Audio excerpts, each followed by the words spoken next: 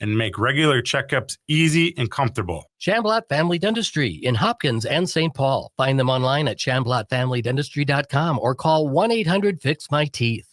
With your AM 950 weather, I'm Brett Johnson. Look for partly cloudy skies today with a high near 51. Tonight, clear with a low around 34. And Wednesday, sunny with a high around 50. Crooner's Supper Club is a little piece of old school nightlife in the 21st century. And before or after your show, check out the new Maggie's Lounge, a perfect place to visit with friends. It's open Wednesdays through Sundays beginning at 4:30 for cocktails and light fare. And you don't even need a ticket to enjoy the great atmosphere of Maggie's. More at croonersmn.com. Portions of the following program may be pre-recorded.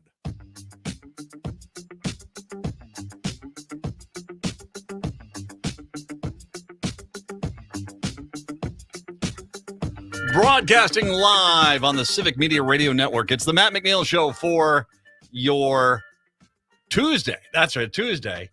Matt and Patrick here. Who moved all my stuff around? I mean, all my stuff's been torn up and ripped around. Was that Mickelson?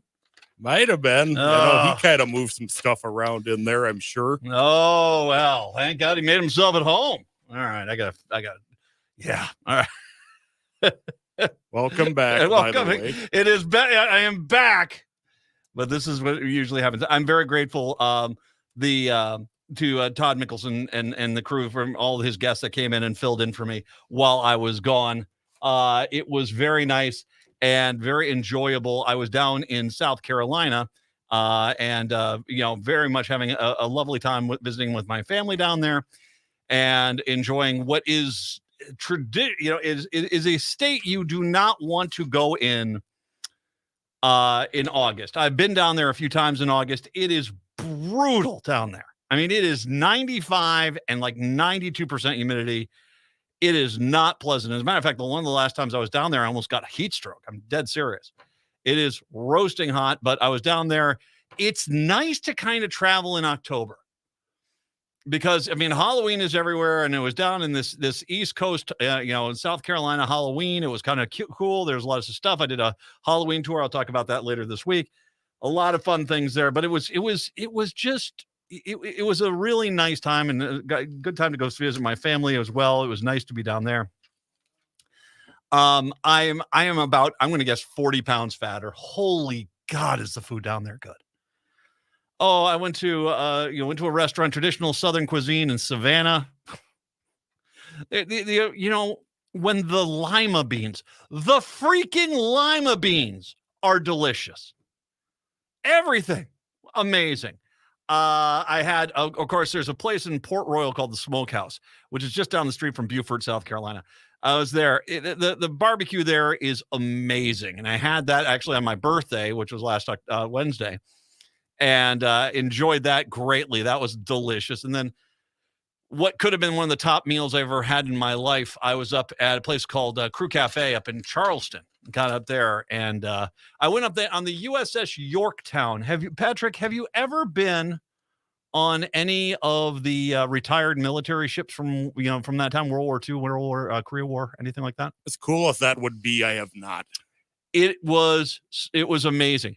The first thing that will cross your mind, if you're on the Yorktown, these World War II aircraft carriers, the first thing you're going to say is, how in the hell did you land on this thing? There is not a runway there. You're basically hitting a catcher's mitt. Those guys lived on that ship. That was a really good tour. If you get the chance, it's in Charleston Harbor. There are a few historical points in Charleston Harbor. But if you're in Charleston Harbor, they've got the USS Yorktown anchored there. It's now a floating museum. I was up in the con tower. I was able to walk on the landing strip on the top of the aircraft carrier. We went down and saw the living quarters and what that was like down below. Fascinating, just fascinating. I did want to take some time though to kind of talk about one of the things which, whenever I go to a place where it's traditionally more Republican, I like to kind of pay attention and try to find things which are I guess you could say, trends that I'm noticing within the local community. And, when it comes down to the selection, now where I'm at in Beaufort is probably the most liberal part of South Carolina. It's that coastal area that runs from the Georgia border basically up to Charleston. They actually had a Democratic House rep last time, but now they have Nancy Mace. This is the representative that's gotten into trouble with all sorts of with Trump, and basically, and Trump went after her, and yeah, she's a moderate Republican in a party that doesn't believe in moderation anymore. And they basically, she was there she's still fighting for her life. She got a real big challenge from a nurse out of Charleston who is a pretty good candidate out there. But the reality is that's not a given. That's their most likely Democratic seat, and it still is probably a 50-50 toss-up. And that's the point. And one of the points I want to make is that elections come down to two people. And your ballot is basically could be the rabid raccoon fighting for the chicken drumstick behind the fast food restaurant, or the Democrat. It's one of the two.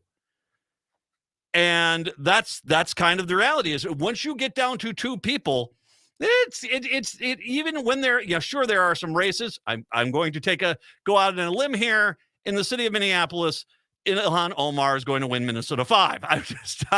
I'm going on a real stretch. In the same text that if you go up to Minnesota 7, which is the far western part of the state, Michelle Fischbach out there, I think, is a relatively safe bet to win that seat. I'm still plugging away for the Democrat out there, but that there are some races where they are there. But the reality is even in races where you think to yourself, oh, is it really that close? Yeah, it is. And I think the lesson we learned in 2016 is bluntly this, is that all it takes is a minimal amount of Democrats not showing up to vote. And the Republicans can turn a bad day into a really good day really fast. And so it comes down to two people. And I feel confident this election cycle. I mean, right now, voting is open in a lot of places. Go and vote. Early voting is open in many places. Go and vote. That's the most important thing you can do. Vote. If the Democrats turn up to vote, it's a simple math problem. If the Democrats show up to vote, the Democrats win. If they don't, if all of a sudden their outrage over the overturning of Roe v. Wade goes away like spoiled sour cream, 3 or 4 weeks, that's it, then basically they'll lose. And so it 100% comes down to, will Democrats show up? And so if you're listening to me right now and you're a Democrat, you need to be calling all your friends and saying, you're voting right. You're voting right. Republicans are spending a ton of money right now, a ton of money nationwide to discourage Democrats from voting. And I noticed it about a month ago. All of a sudden, the Republican tone was, well, we're clearly going to win every race, so the Democrats might as well stay at home. And that was their mentality. And they're spending millions, tens of millions of dollars on ad campaigns to discourage Democrats from voting. So you've got to get out there and vote. But we do have to acknowledge, I mean, that as bad as Republicans are, and I got a great analogy for this. As bad as Republicans are, they're still going to be far closer than they have any right to be. Buttigieg was up on Colbert, and he made the point about, tell me, I mean, if the Republicans say they're against the inflation, can anyone tell me 5 of their points on how they're going to fight inflation, or 3, or even 1 of their proposals to fight inflation? Anyone? How about education? One of them nationally? No, they don't have it. All they do is basically try to stop the Democrats from passing anything and then try to claim credit for the bills the Democrats got passed. I was flying in an airplane, even though I was in Beaufort, South Carolina, which is just north of Savannah, Georgia. I flew because thanks, airlines. Boy, thank God you were all really pricey on MEA weekend. Once again, MEA weekend here in Minneapolis is in Minnesota is a teachers conference weekend, and there is a ton of travel last week. And I was able to get tickets, but the only place I could get into was Jacksonville, Florida. So I flew Sun Country down to Jacksonville and back, which wasn't bad. I mean, it was like a 2-hour drive from Beaufort. It's not bad. I mean, that you just got to cut across the Georgia coastline on I-95. And there it is. It's right across. Once you cross into Florida from Georgia, not only do you get Meth Gator, but you also get the city of Jacksonville right there. I was flying back and I was looking out the window and I was over some clearly red part of this country. It was rural. It was in the South. It was, it was red. Guarantee it. And I look down out this window, and as I'm looking down, the first thing that crosses my mind is, holy crap. Everything you see, and I'm talking about rural America, everything you see down there that's a benefit to those people comes from Democrats. Roads and bridges, Democrats build those. Quality schools, especially in rural America, that's Democrats. You have hospitals that treat people in rural America. The Democrats have been trying to do that. Republicans are all about consolidation.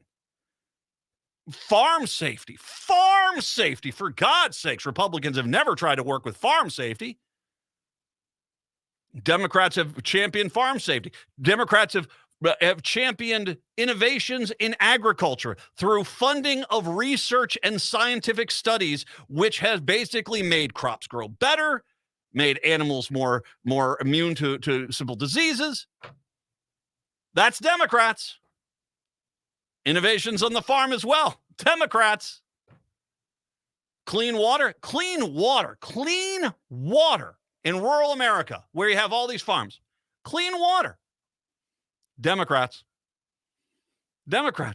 All across the board. They're responsible for it. You know what I didn't see? Anything that the Republicans are known for doing. You can't see the tax cuts for the large corporate farmers.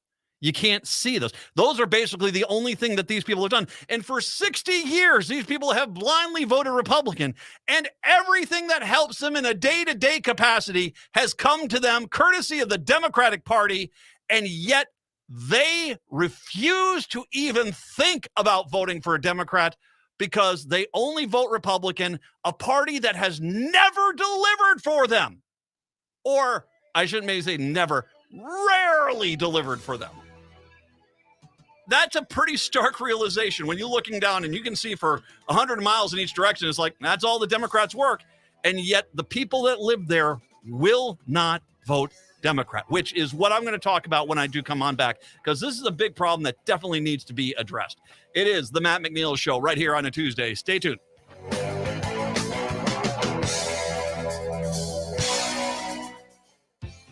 Hi, I'm Kelly Tanky. And I'm Joe Kirk. Tune in to AM 950's newest show, Searching for Service, a show designed to help current and future Rotarians find purpose through service. We are dedicated to sharing stories, experiences, and opportunities for those searching for purpose, value, and meaning.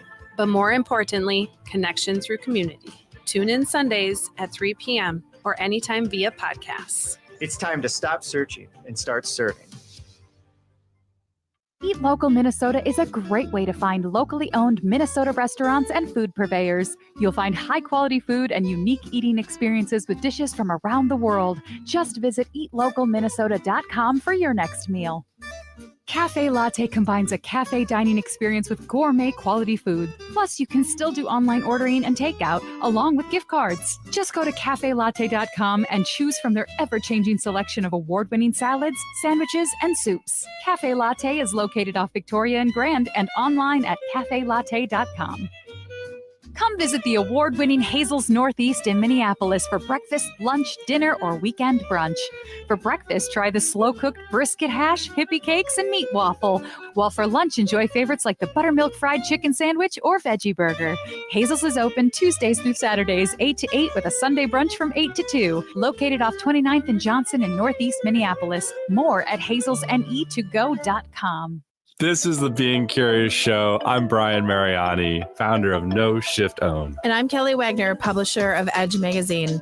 Our show is about curiously connecting teachers and seekers on a wide range of topics in a safe space. And our intention is that these conversations spark your own curiosity that creates a life that totally lights you up. We are on AM 950, Sundays at 2 p.m. and all podcast platforms. See you soon and stay curious.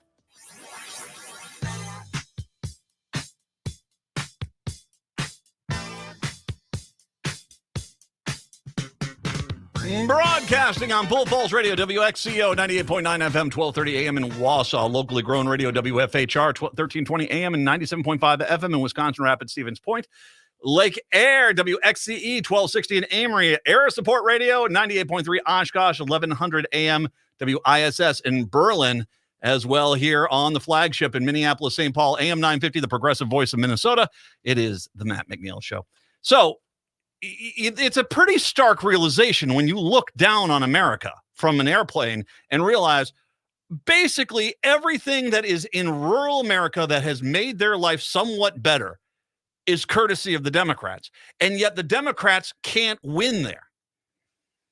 And the problem is this, and this is the mess that the Democrats are in right now, is that you've got 40% of this country who will never vote Democrat, that no matter what happens, they just can't do it, which is remarkable because for 60 years, these people have blindly voted Republican. And when you say to them, it's like, well, what has the Republicans done for you?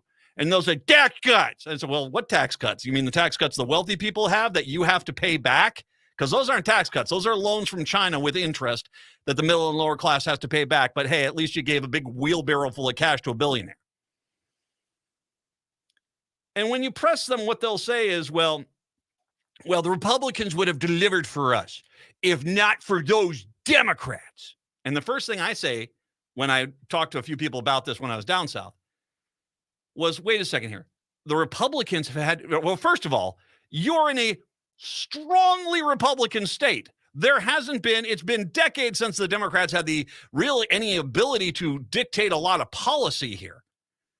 And yet your state government has not delivered for you. And then aside, your local county and municipal government have also been pretty much strongly Republican, or at least consistently Republican, and yet they haven't delivered for you.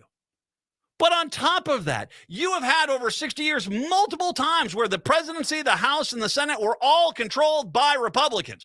And your state was controlled by Republicans, and your county was controlled by Republicans, and your town was. And when are they going to deliver for them? And they don't have any answer for that. The Republicans have, and this is, you have to look at long game. It was clear in the 1990s what was starting to happen, that there was a brainwashing of Republicans where, and I'm going to say something, I said this weekend, and boy, is this actually on point. Republicans don't want leadership. They want bullies. They want bullies. They want someone who's going to go and give someone a wedgie. They want someone who's going to just punch someone just for the sake of it. That's who Republicans are voting for. And that includes all your suburban friends who are in the metro area who are vote Republican. That's all they want. The Christians, the guys that are at church every day, that's the ones that's what they want. They don't want Jesus. They want the bully. They want the bully. And this is what they want this, and there is just no other option. And here's your problem. These people freaking vote, and they vote with consistency every single election. Every single time these people go on out and vote. And this is why it comes down to a simple numbers game. It is a long game that the Democrats they still to this day, I don't think, understand how well the Republicans play this, how methodically, how slow. They knew that they could not pass a constitutional amendment on abortion and still stay in power. So they waited until they got the Supreme Court on their side, and they let the Supreme Court do it. And now they're basically all acting like, well, I was never 100% against abortion. Yes, you were. It's evolved now. Trump changed this. It's evolved. Many of Republican voters know that their candidate is bad. And think about, the most heinous crime That Republican candidate brutally murdered a Girl Scout that was selling Thin Mints down the street. And the first thing out of their mind is there's like, well, yeah, I mean, that's horrible and all, but the Democrat would have become a demon creature and eaten their insides. Oh, it would have been horrible. Thank God we just got the guy that just murdered the Girl Scout. That is how they think. Because when it comes to irrationality, because they have been brainwashed into this after decades of just sitting in front of right-wing media, this is where they're at. They just can't even comprehend not voting for Republicans who have never delivered for them. While the Democrats can basically build the road right to their front door and they'll say, wow, you wasted my taxpayer dollar giving me a nice road to drive on. How dare you? That is how blinded by this they are. It's amazing. They create a worse villain. Republicans validate their blind loyalty for Republican candidates by just creating a even worse villain. Hillary Clinton was eating babies in the basement of a pizza parlor. You remember that one? That is, they actually believe, Republicans actually believe that. Now, and also you got this thing where, once again, it's evolved. I mentioned this earlier. They don't want a politician. They want a bully. Their mentality is they will continue to vote for Republicans, even if a Republican voter could walk into their house and find Donald Trump sleeping with their spouse. And the first words out of their mouth will be damn Democrats, because the only thing that matters to them is owning the libs. And so even priests and pastors, this is disturbing stuff. Priests and pastors who claim to be preaching the Bible gleefully applaud when a Republican politician becomes this bully of epic proportions. The Biff from Back to the Future, only with real intent to do more damage. So here's where you're at. And how do you solve this problem? As I was thinking about this a long time. Now, once again, this election cycle, this is not about fatality or a quitting mentality. No, just get out and vote. Get out and vote. If all Democrats vote, if all Democrats just start ignoring this Republican mantra about, hey, might as well quit, we're all just going to win all the offices anyway. No. If every Democrat votes, the Democrats win. If every Democrat votes, the Democrats win. Straight party ticket. Straight party ticket. If every Democrat votes, the Democrats win. Straight party ticket. And they can continue to deliver for you. The reality is that they need to start getting out into these rural areas 24/7, 365, election cycle or not. And you need to start getting billboards out there all the time. You voted Republican for 60 years. What have they ever given you? And if you say tax cuts, no, you're not wealthy. What did they ever give you? And just leave it like that. That's the billboard. You need to start getting out there and putting that out in a larger form across rural America.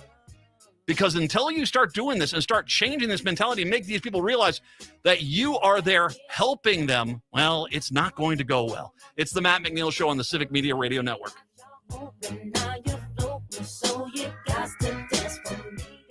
This is Ross Stadheim, partner at MJSB Employment Justice. When you've been wronged at work or something just doesn't feel right, it's hard to know what to do next. Our firm can help. We pride ourselves on communication and listening to our brave clients to obtain their own brand of justice. When you hire MJSB Employment Justice, you're not just a number. You're a valued client who will be represented by one of our experienced and accomplished partners every step of the way. That's our promise. Be heard. You deserve better. Contact us today at mjsbjustice.com. Now that autumn is here, get your vehicle service done at Rudy Luther Toyota. Regardless of where you purchased your vehicle, Rudy Luther Toyota is your #1 destination for auto service and repair. For routine maintenance or a larger repair, easily schedule your appointment on their website, rudyluthertoyota.com. That's rudyluthertoyota.com. They fit with your schedule, they're fast and courteous, and they do the job right. I trust them. With the cooler weather, keep your vehicle running at its best with service from Rudy Luther Toyota, 5 miles west of downtown Minneapolis on 394. Hi, this is Frank Brown, owner of Minuteman Press Uptown, Minnesota's only minority-owned union printing company. But we are not just another print shop. We are a marketing and promotion company that has over 100 years of experience in helping clients not only with their printing needs, but also with their marketing strategies. We offer marketing ideas for clients from targeted direct mailings to digital geofencing. I am passionate about helping businesses grow. Frank and his team at Minuteman Press Uptown have been great to work with. They always come with fresh marketing and promotion ideas that help us grow. But that is not the only reason I choose to work with them. Check out their Google reviews. I choose Minuteman Press Uptown because they match the values of AM 950. They pay above livable wages, stand up for social, racial, and economic justice. Call Minuteman Press Uptown at 612-870-0777 or visit mpuptown.com. See the difference they can make with your company. They print everything. Hello, Minneapolis. It's Randy Rhodes on your radio in the heart of the Midwest every weeknight from 10 to midnight on AM 950. Since 1998, the Data Bank GBC has been providing progressive Minnesota nonprofits with innovative, affordable database and communication solutions. We pioneered web-based fundraising software, and today we offer hybrid custom solutions for a wide range of organizational needs, from program management to voter engagement. In addition to outstanding software, the Data Bank provides a wide range of data enhancement services, including personal demographics, voter registration, voting history, email and phone appends, and much more. To help your nonprofit increase stakeholder engagement, the Data Bank is offering 20% off all data enhancement services until the end of September. Now is the time to get ready for your fall fundraising and voter activation campaigns. Contact us today at info@thedatabank.com to find out how the Data Bank can help your nonprofit build capacity and create more impact. That's info@thedatabank.com. Next Chapter Booksellers has lots of new books in stock just in time for fall. And while we're sad to see summer go, the colder weather does make better reading weather. So stop by the store off Snelling and Grand in St. Paul. Browse the shelves, or if you're not sure what to get, ask a friendly bookseller. We're great at making recommendations no matter your taste. Next Chapter Booksellers also has a wide variety of puzzles, games, and even some early holiday shopping gift ideas. That's the independently owned Next Chapter Booksellers in St. Paul. With your AM 950 weather, I'm Brett Johnson. Look for partly cloudy skies today with a high near 51. Tonight, clear with a low around 34. And Wednesday, sunny with a high around 50. Crooner's Supper Club is a little piece of old school nightlife in the 21st century. And before or after your show, check out the new Maggie's Lounge, a perfect place to visit with friends. It's open Wednesdays through Sundays beginning at 4:30 for cocktails and light fare. And you don't even need a ticket to enjoy the great atmosphere of Maggie's. More at croonersmn.com.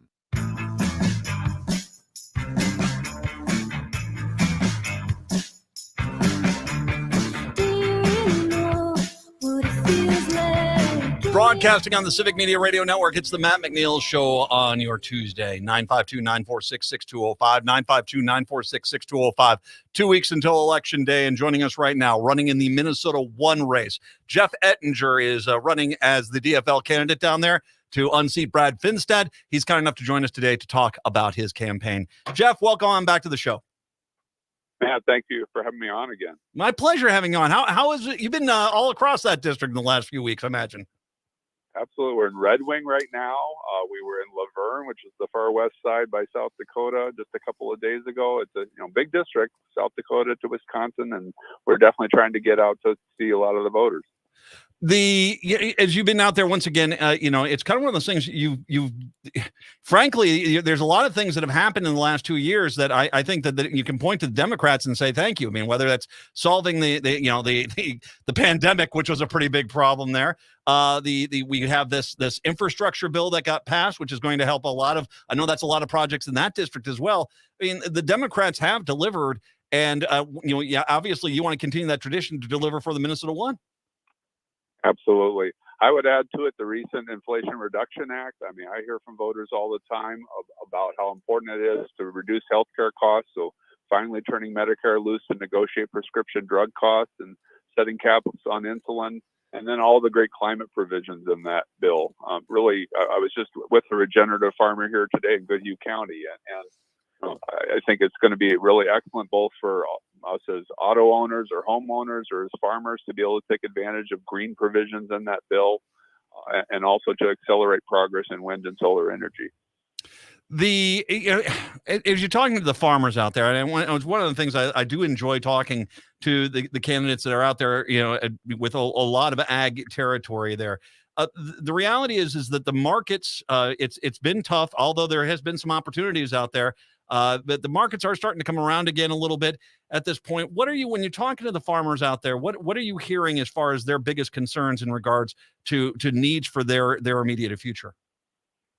I mean, a lot of them do have on the radar the fact that next year is a farm bill year again. And so, in chatting with Colin Peterson, who was the chair of the Ag Committee back when the last farm bill was instituted, there's definitely things that need to be tweaked in there, but probably not radical changes.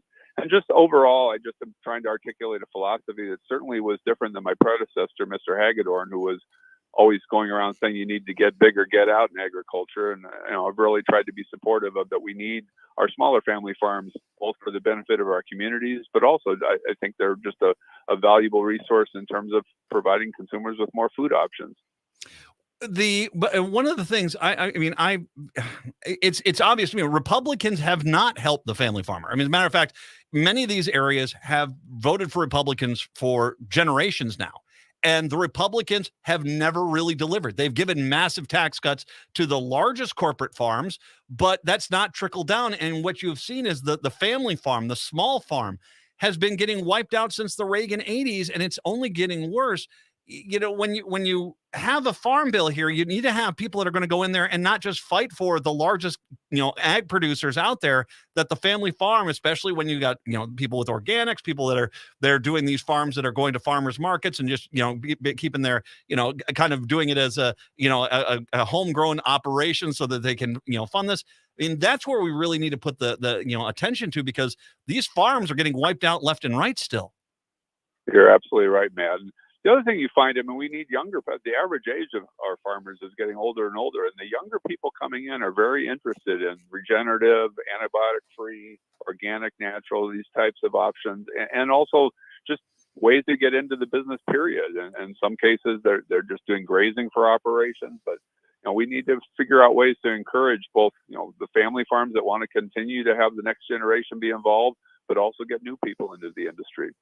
It's interesting you say that, because it's one of the most stark things I noticed in 2020 when I'd go out to rural Minnesota is I would see a Trump flag, but the only sign that outnumbered Trump flags was farm for sale.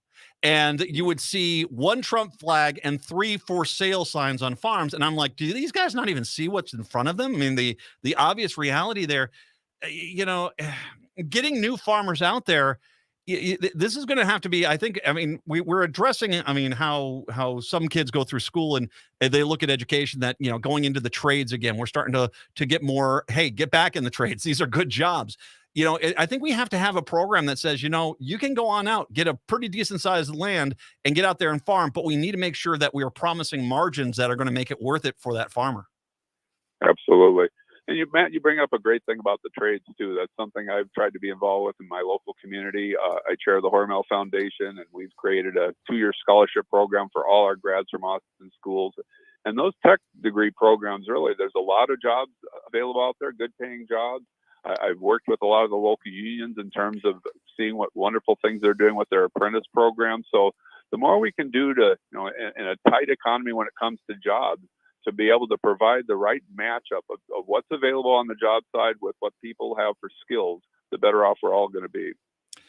Jeff Ettinger is joining us, Democratic candidate for Minnesota 1st District, the election in 2 weeks here. Of course, your district also includes Rochester, the Mayo Clinic.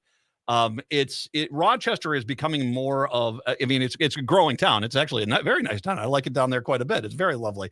You've got a big medical community here, but you've also had Republicans, whether it's state Republicans here who basically tried to tell the most successful hospital on the planet how to be a hospital, or whether it's been kind of ideas where we're going to discourage people from getting vaccinated and encourage them to drink bleach or take horse dewormer.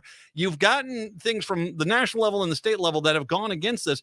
I can't imagine the medical the industry that's in Rochester has been too pleased with how the Republicans have downplayed, dismissed, and disrespected their profession. I certainly hear that all the time. I mean, I did really quite well in the special election in Rochester, and I have a lot of support there for that reason, among others. I mean, I think, even the celebrated incident when they came to tour the Mayo Clinic and didn't want to wear their mask. I mean, it's like, we need to trust our healthcare professionals to establish the right environment to protect patients that have all sorts of risk factors within their facility. I got to imagine when you're talking to a 20-year nurse or a 15-year doctor or someone who's worked in medical administration for the last 30 years that there's got to be almost an incredulous, like, I can't believe this mentality that the Republicans think that they can just shout them and it's going to somehow be better medical advice than the medical professionals. Well, I mean, it's so distressing when you think of some of the professions that we value most so much as a society, whether it's mental health professionals, our doctors and nurses, our teachers, our police officers. I mean, these are all jobs that have gotten harder, in part with COVID, but also because everything's become so politicized. And it's just, I go travel in various parts of the district, and we have these heated school board races where there's slates basically running, to try to supplant a student-focused program and instead kind of put in a political-based program, and it's really a shame. That's always been a thankless job. I mean, my wife was on the school board back when we lived in the New London Spice area a number of years ago, and it was a challenging job then, but it's nothing compared to what it is now. Well, and they create these environments, and this is one of the things, the paradox. They just don't even want to see that they've created for themselves. They create this incredibly hostile, incredibly, very rigid policies that they proudly say we're going to force on their teachers, but then have the audacity to look and say, why doesn't anyone want to come and teach out in our district? As all the teachers that were there, a third of them have left to go to different school districts. There's a paradox that when you push this far right extremism, they just don't seem to understand is that this is not, people don't want to work in an environment where they're being ordered to think a certain way. And that's what the Republicans are trying to do. Absolutely. How long are our neighbors going to be willing to volunteer as election judges on election day if they're going to be intimidated by people for just doing their honest job? Yeah. Exactly. Your Minnesota won. It changed with redistricting and actually became a little more Democratic, which is a really good sign for you because you on the special election that had to replace Jim Hagedorn after he passed away. You basically were pretty close there. As a matter of fact, 538 even pointed to that race and said, there's something going on there. It's now even a little more Democrat after the redistricting. You were saying you were up on the Minnesota River side of the district, on the eastern side of the state, right across from Wisconsin there. That's an area that's becoming more, that you are seeing more and more Democratic candidates come out of those areas. That is an area that is turning more blue. Oh, definitely, Matt. So we ended up falling 5,000 votes short in the special election, 4% total, and there'll be close to 200,000 more people voting this time. This new aspect of the district, including Red Wing and Goodhue and Lake City and Wabasha area, definitely will be part of that. The other thing that's different since August is our colleges are back in session. And so we've been at Minnesota State Mankato and Gustavus and Winona State and many of the tech colleges around the area. So ultimately, I mean, it's turnout time for the Democrats now. I mean, we're in the last 2 weeks, and we need to make sure that Democratic voters understand the stakes here. We have every single state office open this time because of redistricting, all the state Senate and Assembly, as well as the 5 constitutional offices. And yeah, definitely my race on the federal side, we're definitely looking to see that turnout wave from the Democrat side. Straight DFL ticket. That's what you got to vote. You got to straight. I mean, if you want to fix things, you want things to keep going in the right direction, you need to vote straight DFL. That's for sure. Jeff, obviously it's the issue. You don't want to make it the number one issue, but this is an issue that is, I mean, I was looking at the voter registration this year is 60-40 women. And the only thing they can point to is there's a lot of women who are very angry about the overturning of Roe v. Wade. Usually those numbers are pretty close to 50-50. It's not really a gender advantage, but most of the people who are registering, we saw it in Kansas, Nebraska, other areas. These are people who are infuriated by this. With early voting going on right now, I know a lot of people who are voting against Republicans for taking away women's rights to choose their own medical care. That is something I think that is resonating, and my hope is that it resonates, especially, as you said, with the college students and with Rochester, that this is one of those issues that carries you over the top. I mean, I certainly hear about it a lot. I mean, I've been running since March because of the special election, and so at that point, everyone had opinions on abortion, but the case is still before the Supreme Court. There hadn't been the leaked decision yet, and then as you see the evolution of the leaked decision and the ultimate terrible decision to withdraw a 50-year right and to create chaos in our country, I definitely run into voters all the time for whom that's a very important issue. I've been very clear that to me, the solution is to codify Roe v. Wade and restore that system in our country. And my opponent's very clear that he wouldn't do that. So I think that's a clear choice for our voters. And Finstad down there has hidden. He's run away from the story. And their argument is it's not on the ballot. We already know that Lindsey Graham has already vowed that he is going to bring an outright ban to the United States up for a vote. So it is on the ballot. If that ban comes up for you, Jeff, will you? I'm presuming you're voting against it. Of course. Of course. Yeah, I mean, it's disingenuous. I mean, Brad Finstad said, "Oh yeah, he applauded the decision in Roe v. Wade because it returns it back to a more local level where we can have a dialogue about the issue." Brad was in the state legislature for 6 years already in Minnesota, and he voted over 60 times to restrict women's rights to abortion and contraception. So we know how that dialogue is going to go. And that's just an attempt to dodge the issue. And it is, and he's dodging it. It is on the ballot. And I have a hard time believing that he wouldn't vote for it. And you brought up contraception, too. There's a lot of Republicans that have vowed to make contraception illegal in this country, and they want to bring up a bill to vote on that. So that's going to be there, too. Brad Finstad doesn't want you to hear about his opinion on that. Jeff Ettinger, he's putting it out there. He is not going to get in front of your rights, and I think that's an important thing to keep out there. Jeff, it comes down to it. It's voting. If everyone turns out, the DFL wins. It's just that simple. We need to get everyone out there to vote at this point right now. Absolutely. You really hit on it, Matt. And it's been wonderful to be with some of our great statewide office holders. Governor Walz has been down in our area. Senator Klobuchar came down for 2-stop visits. Senator Smith's been down, and just all the great local candidates as well. So there's door knocking efforts and calling efforts all the time here, and we're going to push it hard through these last 2 weeks. He is the right person at the right time. It's Jeff Ettinger down in Minnesota 1. I want to say this: Minnesota 5, Minnesota 4, Minnesota 3. The DFL is going to win there. Don't get me wrong. Go help those people locally, but get on down, help out Jeff Ettinger down in Minnesota 1. Jeff, what's the website people should go to if they want to help out your campaign? Yeah, it's EttingerForCongress.com. Thanks so much for mentioning that, Matt. EttingerForCongress.com. Jeff, all my best down there. It's a turnout game, so everyone in Minnesota 1, you got to get out and vote. Jeff, all my best. Continued success here, and let's get that big win in 2 weeks. Thank you very much. Thank you, Matt. Take care. Jeff Ettinger, Minnesota 1 candidate for Democrat of the Day. Let's take a break. Come back. It's the Matt McNeil Show.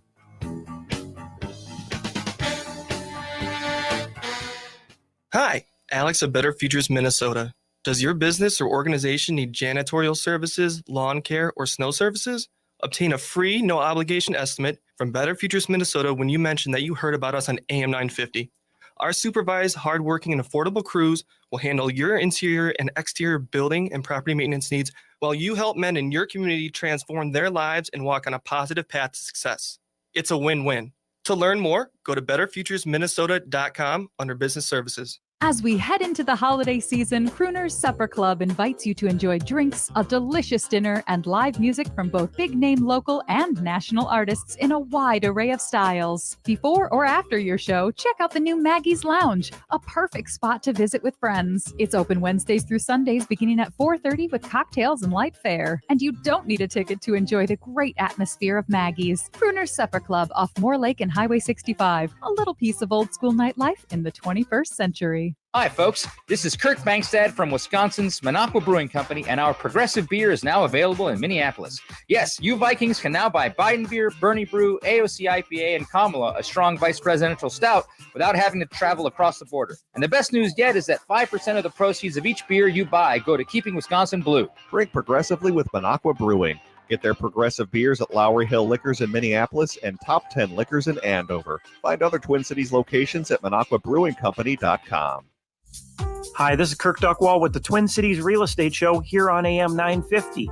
Has our market changed? Yes. However, unlike what some people are saying, our Twin Cities market is still up by almost 8% year over year, and days on market are near an all-time low.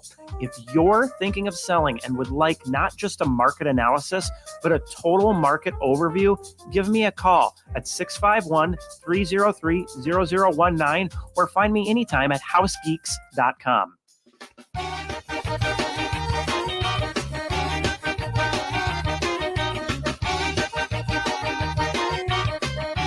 Broadcasting in Milwaukee and Waukesha on WAUK 540 AM 101 FM The Shaw, and Devil Radio 92.7 FM Madison, WTTN 1580 AM in Columbus, and on the flagship in Minneapolis, St. Paul, AM 950, the progressive voice of Minnesota. It's the Matt McNeil Show for your Tuesday.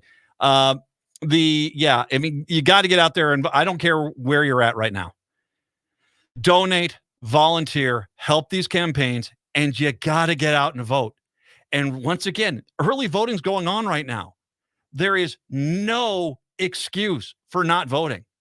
And if the Democrats show up and vote, they'll win. Straight ticket Democrats down the line. Straight ticket Democrats. That's what you're going to do.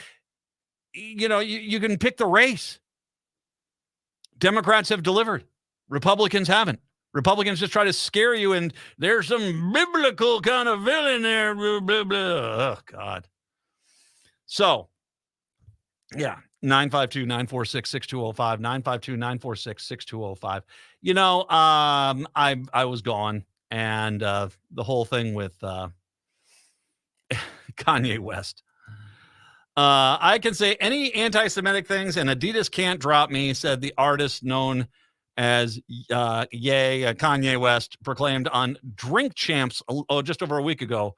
Now what he rhetorically asked with the sneering audacity of a man whose millions of dollars, millions of fans, and substantial high-powered connections have carried him through numerous instances of public backlash over the last 20 years.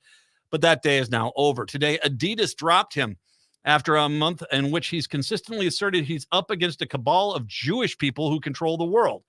His Yeezy partnership with Adidas was the core of his reported $2 billion worth of net worth. Without that deal, the billionaire status has reportedly been obliterated.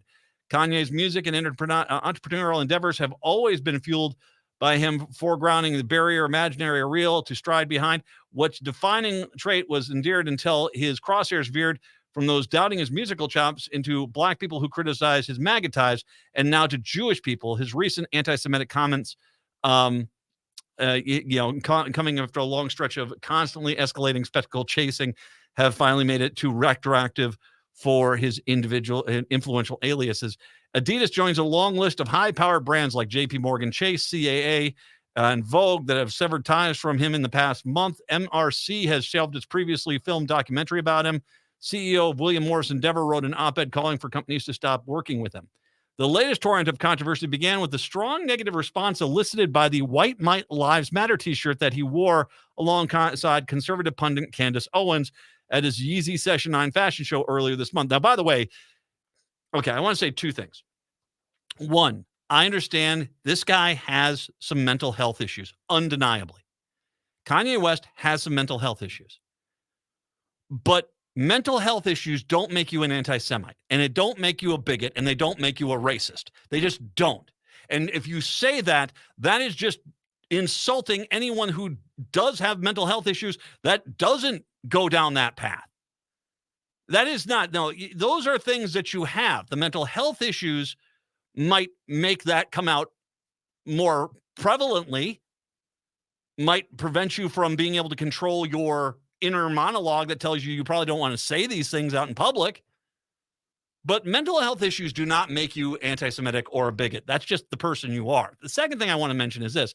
Republicans have loved this guy because they have been able to play him like a freaking fiddle. And they bring him out, and they are not his friends. And so, when Candace Owens got there, it's like, we should wear White Lives Matter shirts. And so he went with it. And that's where things started going bad. Privately, Bad Boy co-founder Diddy contacted him to offer some advice, only that Kanye West rebuffed him, posted these texts on Instagram, and warned, never call me with no bull blank like that again unless you're ready to go green light me, because anybody who got on that tee is me, And then he commenced social media disruptions with many people who were, leaders in the community, as well as creative teams and stuff like that. The whole incident might have seemed like another incident of his personal struggles with mental health and a long-time habit of sneaking headlines to promote his latest venture. But then he theorized that people who came out against him were simply upset at his anti-blackness, but they weren't simply upset with his anti-blackness, but they were also agents sent by Jewish people. On October 9th, he infamously tweeted his plans to go DEFCON. I think he was trying to say DEFCON, but it was DEFCON 3 on Jewish people, blaming Jewish people for starting cancel culture, expressing that the funny thing is actually I can't be anti-Semitic because black people are actually a Jew also, and adding, you guys have toyed with me and tried to blackball anyone who opposes your agenda. His Twitter and Instagram accounts were immediately suspended. Days later, he did a since-deleted interview on NORE's Drink Champs podcast where he falsely alleged that former Minneapolis cop Derek Chauvin's knee wasn't even on George Floyd's neck like that, and continued to insult the ongoing Jewish media. The interview was taken down after widespread backlash. I'll come back to that interview in a second. It was soon followed by even more conversations with Tucker Carlson and Piers Morgan, in which he kept using the same hateful tenor going forward. He told Morgan that he was sorry for the people that are hurt with the DEFCON tweet, but then explicitly took back any of what he said about the plans to the Me Too of Jewish culture. How much has this hurt him? Well, dramatically. West's deal with Adidas was valued at $1.5 billion by Forbes, calculated off of multiple annual earnings and publication viewed. The rapper whose legal name is now Ye has complained for years that Forbes undervalued his Adidas deal, which he claimed was worth $4.3 billion, but the publication said he's now worth a fraction of that. Without Adidas, he's worth $400 million, not $4.3 billion, $400 million. The remainder of his fortune, Forbes estimates, comes from real estate, cash, his music catalog, and a 5% stake in his ex-wife's shapewear firm. Here's where I'm going to go back to that other story. After he said George Floyd wasn't, Derek Chauvin's knee wasn't on the neck of George Floyd, basically defending the cop who murdered George Floyd. George Floyd's family is now planning to file a $250 million lawsuit against him. So if he's only at $400 million left, he's going to be down to $150 million. Now, still is a lot of money. Best payday most of us would ever have, for sure. But you have to think about this for a second.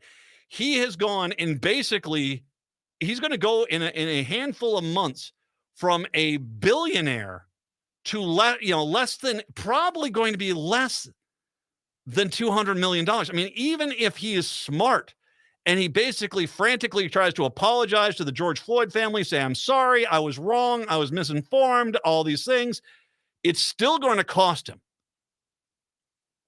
And he's going to lose that case. He is going to they are going to show the video of Derek Chauvin with his knee on the back of his neck, and there is nothing he can say. And now he's burned all these bridges, and it was when people put a sign out in Los Angeles on one of the highways, basically extolling his anti-Semitic views. The entire country basically is turning against him outside of the people that are Nazis that like the anti-Semitic stuff. I mean, those people think he's great still. I generally don't bring up entertainment news like this, but it is stunning to see how quickly this guy's fallen just because he honestly thinks he's invincible, and he is very vincible. Oh, he's very, very vincible at this point. All right, Wisconsin, folks, Devil Radio, hour number 2. It's coming up next in Minneapolis, St. Paul, hour 2 of the show. That's coming up here as well.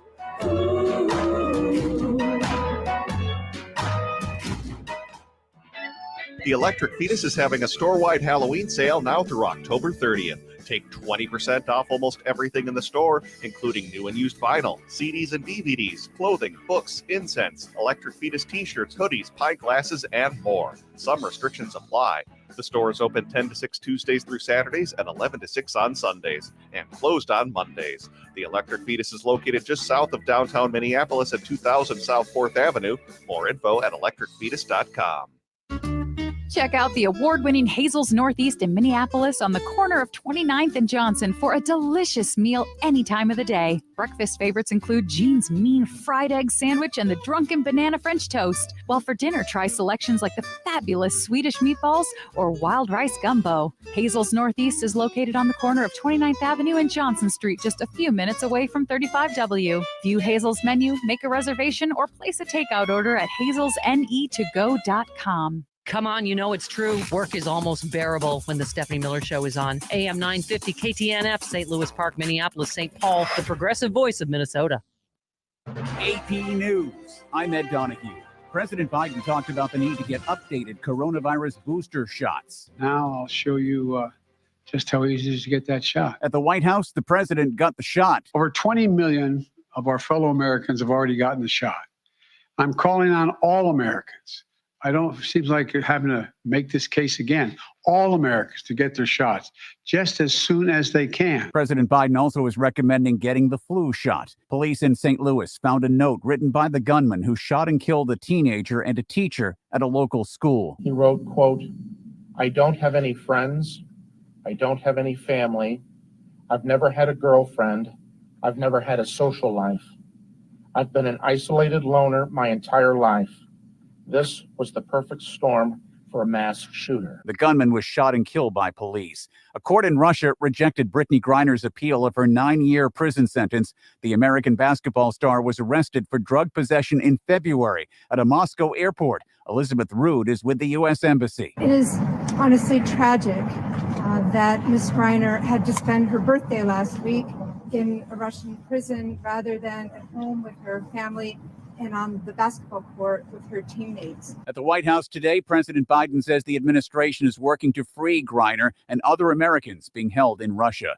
A group of progressive Democrats in Congress says it's retracted a letter to the White House urging President Biden to engage in direct diplomatic talks with Russia after it triggered an uproar among Democrats and raised questions about the strength of the party's support for Ukraine.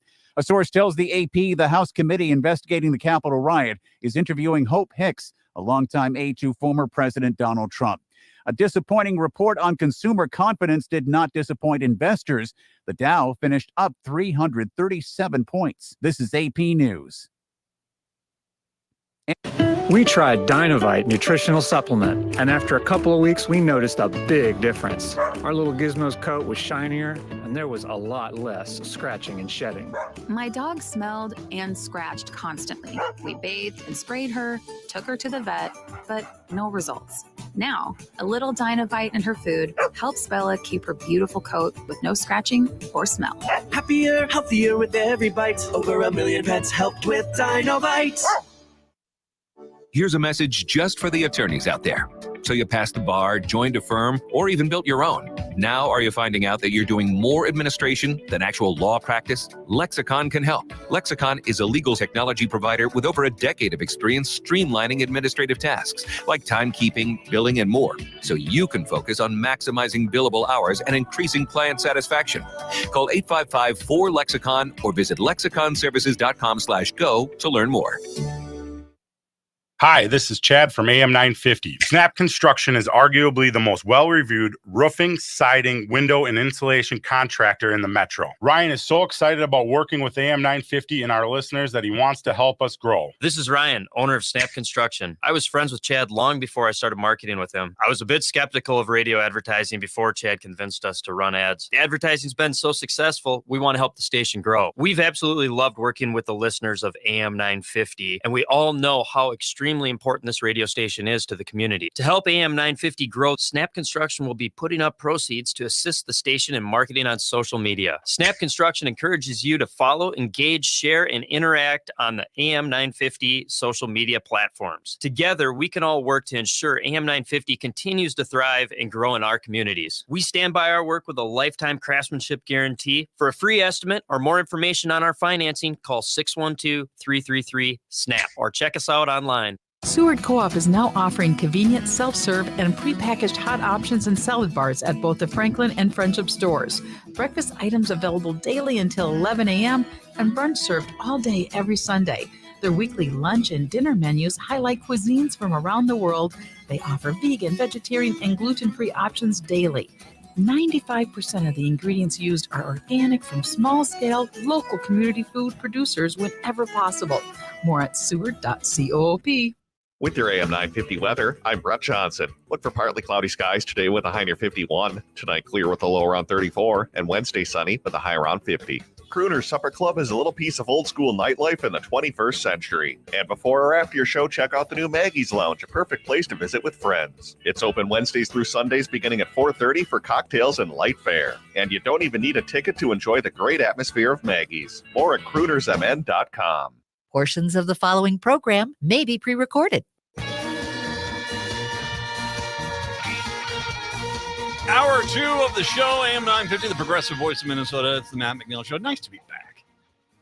It's nice to be back. Although it was kind of fun over the Halloween season to go over to Savannah, which if you go onto the East Coast, the cemeteries over there are really cool. But you go to the ones in Savannah, they are over the top. I mean, there are a lot of these really ornate headstones. And I posted a picture up there of a young man. I don't know if you saw this, Patrick. His name was Julius Kook. Yeah. Sorry. Of the Georgia Kooks. Yes. Julius Kook. That's a bad hand you got dealt there, buddy. The last name is Kook. Kook. Oh, man. Yep. Old Julius. Yeah. I'm sorry. I am bent over laughing in a Savannah cemetery for about 20 minutes on that one. God, that's rough, man. And I'm guessing this was in the days before you could change your name. Can you make it Smith? I don't.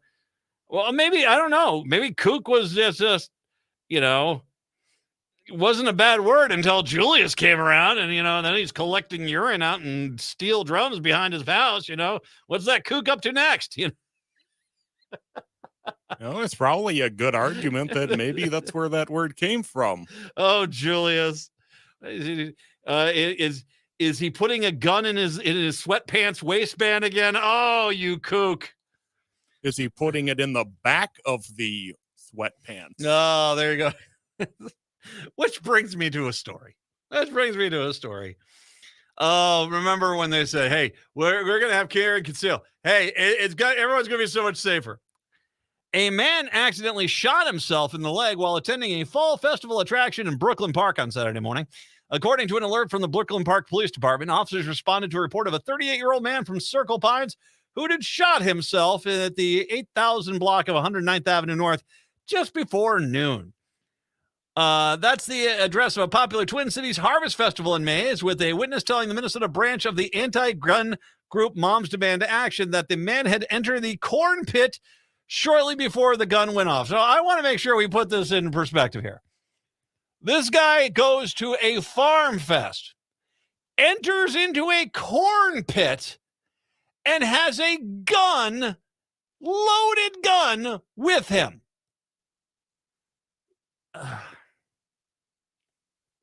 In a thread on Twitter, Moms Demand Action's Minnesota lead Deb Peterson said a mother told her the man had entered the pit with a visible handgun on his hip, and the mother began to remove her kids from the corn pit.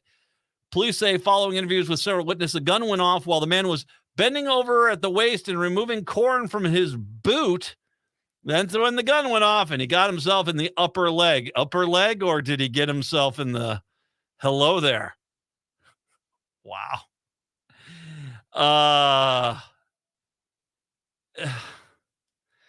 Yeah, it's okay. Did he get himself in the leg, or did he get himself? Oh, well, that's a carry and conceal. The man said the gun belonged to the police said the gun belonged to the man. Let me try that again. Police say the gun belonged to the man. By the way, he had a carry and conceal permit.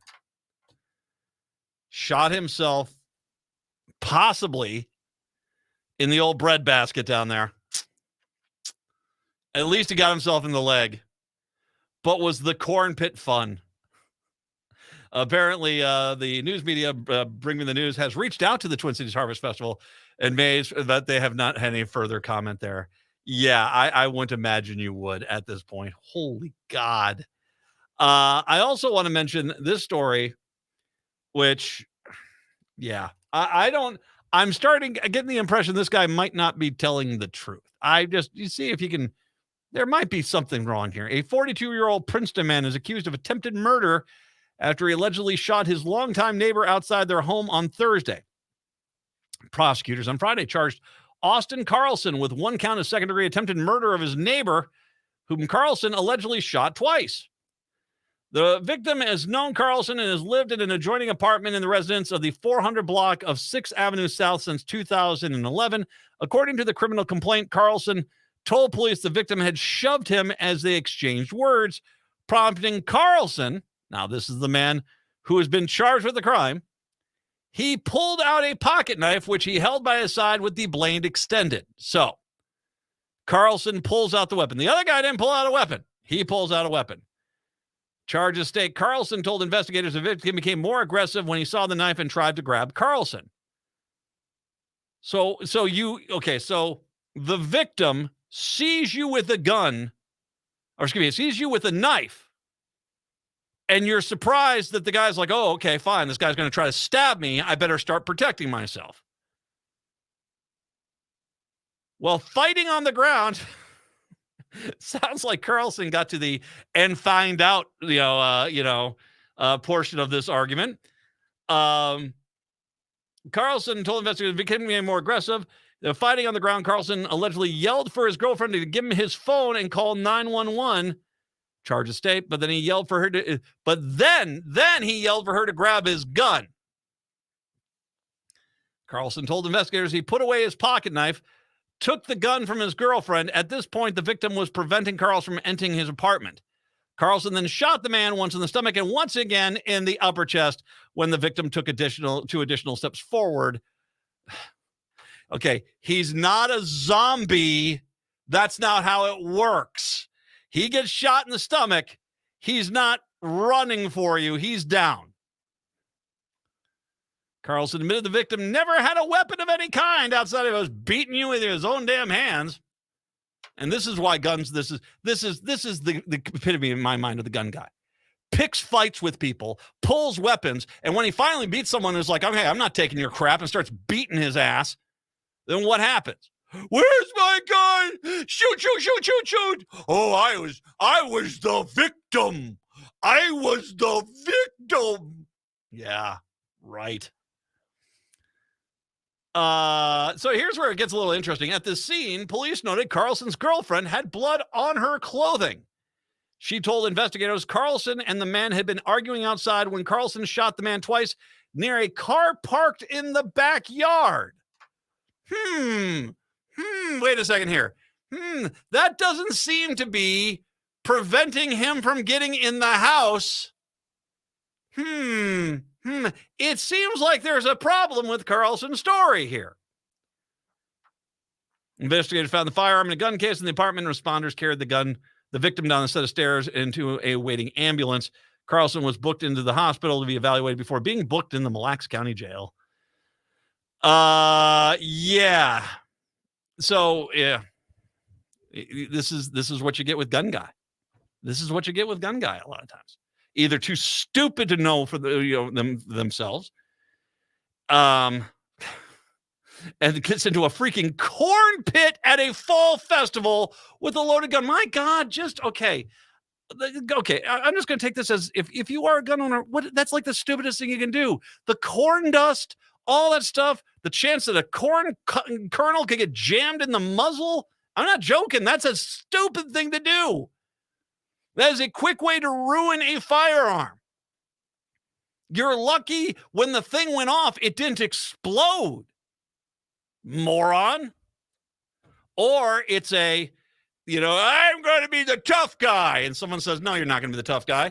You pull a weapon on someone starts beating your butt, and then basically all of a sudden you have to shoot them because you're trying to save face. Because that's what it sounds like happened here. And whatever this, I wouldn't trust Carlson at all, because by the sounds of it, where he said he shot the guy wasn't where he shot the guy. 952-946-6205. 952-946-6205. It is time for our usual weekly visit with our good friend over Patrick Cooligan at the Minnesota Reformer.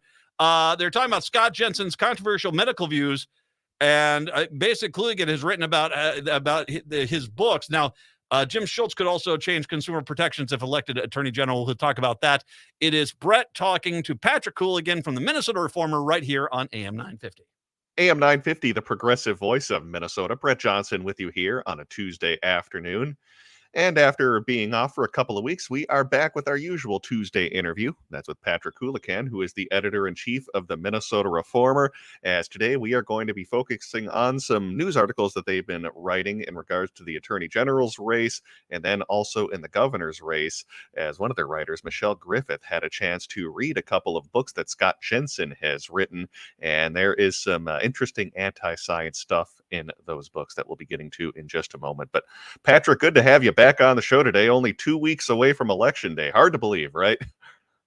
Always a pleasure to be here. Absolutely. So let's start off talking about the Attorney General's race, because Dina Winter wrote that, well, the title of the article is "The First GOP Attorney General in 50 Years Could Transform the Office and Help the Corporate Sector."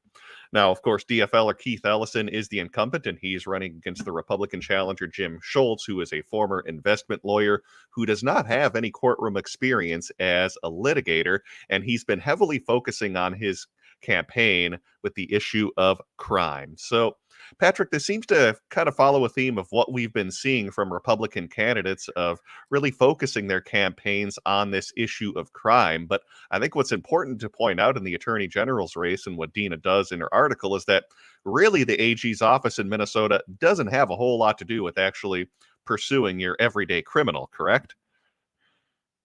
Right. I mean, I think the way we put it is, if you didn't know any better, you'd think that he was running for sheriff. All he needs is a hat and a six-shooter. He really has focused on that. But it's been a shrewd campaign, because there's been a lot of high-profile crime, and certainly violent crime rates in some categories are up. And so pinning that on the DFL Attorney General Keith Ellison, who, as it happens, has also been instrumental in prosecuting a couple of police officers. It's been an effective campaign, even if it's completely dishonest, because the Attorney General doesn't prosecute a whole lot of crime. That happens by the county attorneys and city attorneys. The office only has a few prosecutors. He says he'd like to have more, but the reality is that we have in Minnesota and most states a process, and county attorneys do the prosecuting. He's really, it's almost as if he's running for an office that doesn't exist. That said, if he does get elected, and he would be the first Republican Attorney General in half a century, he would absolutely transform the office, and it would have a major impact on Minnesota going forward. Yeah, talking about some of those issues that could be impacted, let's go through these, because certainly social issues would be a big focus, especially with how abortion could be approached by the Attorney General's office in the light of Roe versus Wade being repealed. But there's also some focus that he could have in terms of, well, the role of government has with business, or how, for instance, he could potentially join on with a lawsuit against President Joe Biden's student debt cancellation. So there are lots of other areas just outside of crime where he would have a major impact, and especially within the business sector, which could be concerning, being that he is someone who has spent a lot of time throughout his career as an investment lawyer. So certainly a lot of issues besides crime would be impacted if he were to take the AG's office. Right. There are two that the Attorney General certainly regulates closely. One is nonprofits, and the other is consumer affairs. So people who are being ripped off can turn to the Attorney General, and the Attorney General of Minnesota historically have championed the cause of consumer rights, and have taken on corporations that have abused their privileges and mistreated consumers. Schultz has been very open about the fact that he thinks that the office has been too focused on that oversight role and have taken money away from corporations. And coming from where he does, and that's two very prestigious corporate law firms that have represented all the big corporations, as well as stuff like the tobacco industry and so forth, we can expect him to be much more sympathetic, I think, to corporations and take a different view of the consumers who feel that corporations have wronged them. So that's one issue where we could see him have a major impact. I mean, his most recent background is he was a lawyer for hedge funds that, of course, did business, fossil fuel business, for instance, right as the state of Minnesota is suing fossil fuel companies about alleged fraud with respect to climate change. Well, how would he view that issue? Well, he made it quite clear he doesn't think there's much of a case there, and so we would probably no longer be involved in that lawsuit. The second major area is that in the last 15 years or so, state attorneys general have been very involved in major ideological battles that are really national in scope. That means suing the Obama administration over Obamacare, for instance. And then there's been, on the other side, when Donald Trump was elected, it was Democrats, including Lori Swanson here in Minnesota, sued over immigration, the immigration law. And so these fights have been happening and very much in federal courtrooms, including the U.S. Supreme Court, where states attorneys general sued over EPA's clean air powers to regulate the Clean Air Act. That has played out in the U.S. Supreme Court. And so the state attorneys general have become much more influential as they have engaged in this litigation on all of these major issues about their social issues and the role of government. And so suddenly we would have a Republican attorney general. Now, politically, he's probably not going to want to get involved in some lawsuit with Ken Paxton or the attorney general from Texas or some of these deep red states. But there's nothing preventing him from doing that. And so you could have the attorney general of Minnesota suing the Biden administration, like you said, over the cancellation of student debt. And so that's something that Minnesota voters are going to have to think long and hard about. They really want their attorney general to be fighting with President Biden, who won the state handily, as he tries to enact his agenda. Well, there's two other issues I can think of where a Republican attorney general could have had a dramatic impact on Minnesota. And one would be with the insulin law that was just recently passed by the Minnesota state legislature. And then the other would have to be with the murder of George Floyd that we saw back in 2020, where Keith Ellison's office ended up getting involved in that case. And I wonder if things could have turned out differently if we had a Republican attorney general, if Jim Schultz would have gotten involved. So there certainly are some questions in terms of how things would have been dramatically different. At least going back to that insulin law, has he given any indication as to how he would approach that if that lawsuit does proceed against Minnesota's insulin law? Well, he's the two big law firms he's worked for, including one that I think Kirkland & Ellis is said to be the largest law firm in the world. They have all kinds of big pharma clients, of course. He has said he would defend our insulin law, which is currently in litigation. Pharma, which is the trade group of the drug companies, is suing the state of Minnesota. Schultz has said he would defend Minnesota's law, which I guess is somewhat of a relief. You mentioned the George Floyd trial. Given how close he is now aligned with the law enforcement establishment in the state, including the police unions and so forth, you really have to wonder how hard he would go after police misconduct, like in a case of the Floyd case. I mean, Ellison, for whatever else you want to say about him, I don't think there's any doubt that he put together a real dream team of prosecutors, and that they were really successful in getting that conviction. And at this moment, it's going to stand up to appeal. And so the question is, would Schultz take on a case like that? Because remember, that's really should have been the county attorney should have been doing that, should have been prosecuting that case. It was kind of taken from him and given to Attorney General Ellison's office. So yeah, that's an open question: is given his now close ties to law enforcement, how rigorous would he be in prosecuting police misconduct?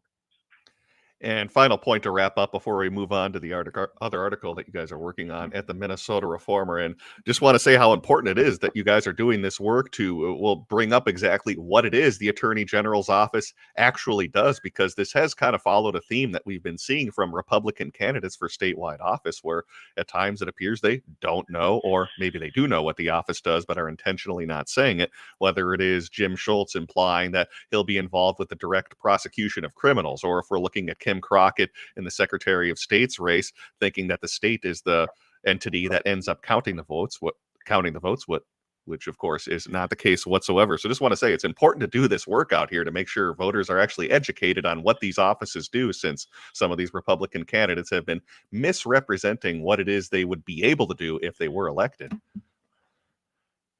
Right. I mean, we are actually just having this conversation in our little newsroom. Like, do they not know, or do they just not care? I think it's the latter. I think they know exactly what the office. I mean, there's a lot of things that Kim Crockett doesn't seem to know about election administration, but I think they generally know. I think Jim Schultz definitely knows that he's not going to be running a public law firm full of prosecutors, and he knows what this job entails. But the campaign to run this year is about crime, because people, they know that people are not necessarily totally up to speed on the Attorney General of state of Minnesota, what that person does, and people might get confused because the Attorney General of the United States is very different, and that person leads massive law enforcement agencies like the FBI, and so they're shrewdly playing off that confusion that people have. Maybe I'm jaded. I've been covering politics for 20 years. So I don't really get even that upset when people are use dissembling in their campaigns, but that's the reality. They are campaigning as if it's a job that's very different than what it actually is. You can read more about what Dina wrote, talking about the first GOP Attorney General in 50 years could transform the office and help the corporate sector. Again, find that over at minnesotareformer.com, minnesotareformer.com. Other article to talk about today has to do with something that Michelle Griffith wrote. She talked about how Scott Jensen's unconventional healthcare views spread beyond COVID-19. As Scott Jensen has written a couple of books in the past that do spew some interesting information, to put it lightly, about his views on science and the medical industry overall. So, Patrick, I don't know if Michelle was able to read both of these books, but I'm sure that was probably some difficult bedtime reading. But what jumped out at you as you had a chance to read through what Michelle wrote about some of Scott Jensen's very controversial medical views? Certainly, we've always been aware about his views on COVID-19, but he certainly has some other very outside the mainstream types of beliefs when it comes to the medical industry, correct?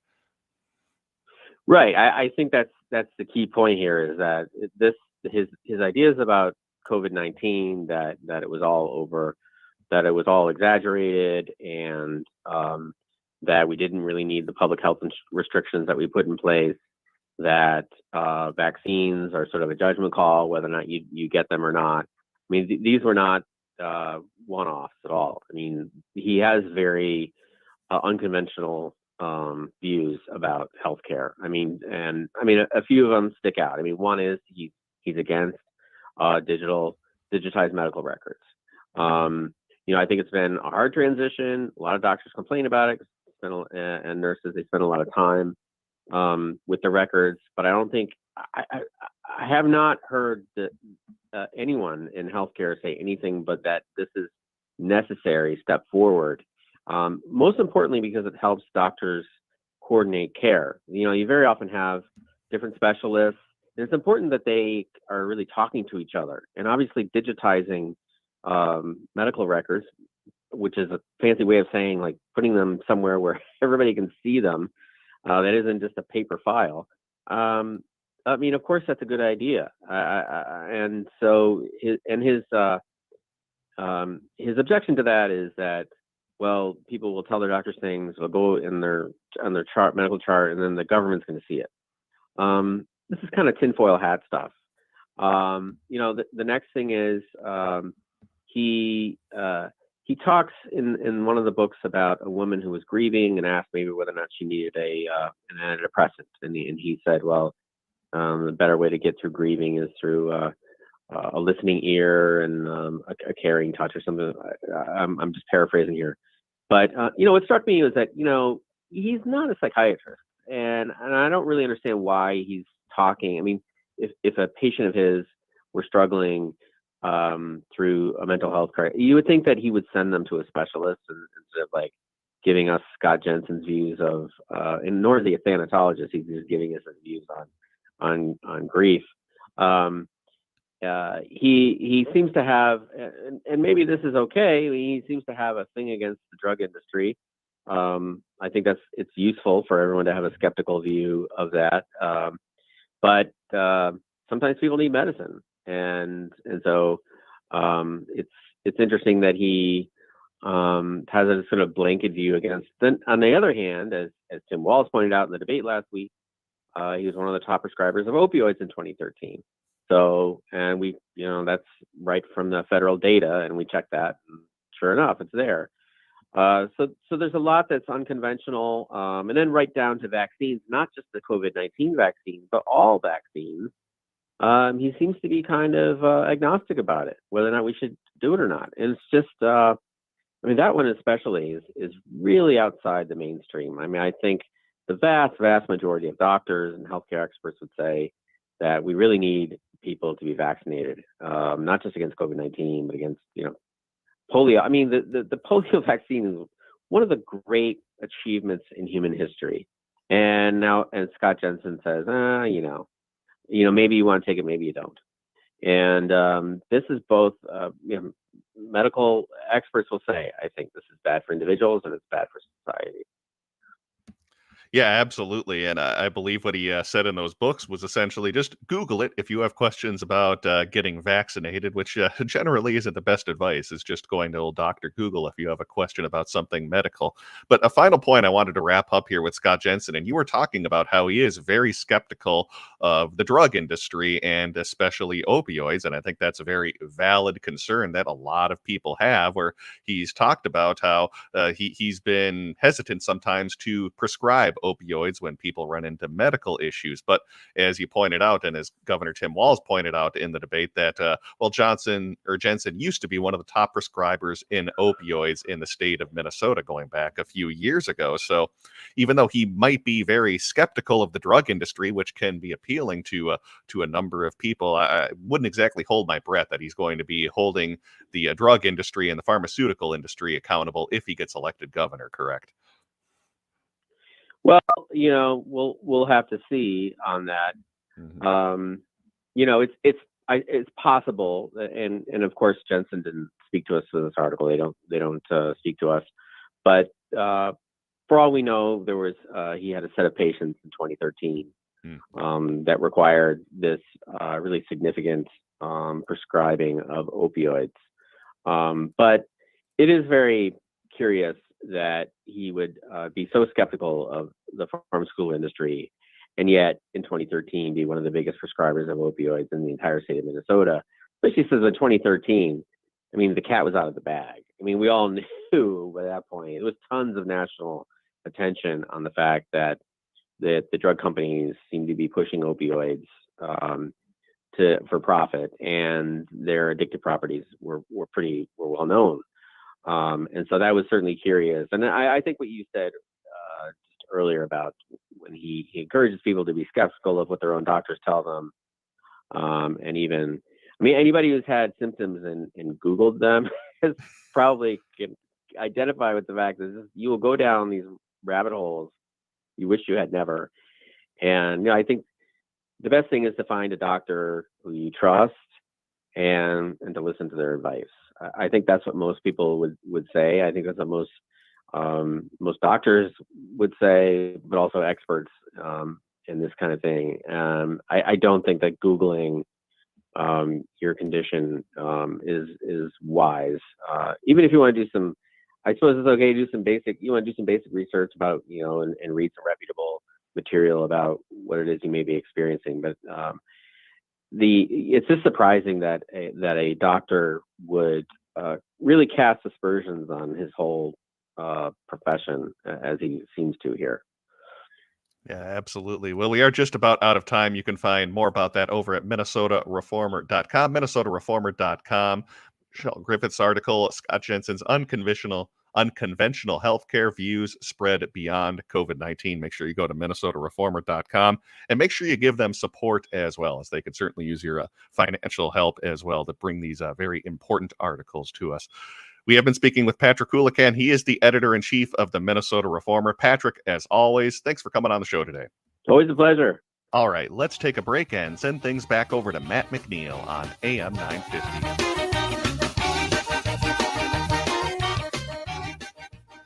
Hi, I'm Rachel Shamblatt. My dad is Dr. Scott Shamblatt from Shamblatt Family Dentistry. A lot of people are afraid of the dentist, but you don't have to be. My dad makes going to the dentist comfortable and even fun. He won't be mad if you haven't seen a dentist in a long time. He just wants to take care of you and your teeth. If you don't see my dad, please see another dentist. Take care of your teeth because they're the only ones you get. Shamblatt Family Dentistry in Hopkins and St. Paul. Find them online at shamblattfamilydentistry.com or call 1-800-FIX-MY-TEETH. Hey, John, I heard you're turning 65 this year. Time to start comparing your Medicare insurance options. I'm so overwhelmed with all the different Medicare companies and plan designs. I don't even know where to begin. Really? I worked with CompareYourMedicare.com, and they made my Medicare decisions seem easy. Oh, really? Well, what do they do? CompareYourMedicare.com represents several of the top Medicare insurance companies in Minnesota. A local licensed agent will help you compare Medicare plans to determine which products best meet your needs and budget. Hi, this is Jared with CompareYourMedicare.com. We're a local small business that prides itself in helping our community with their Medicare needs.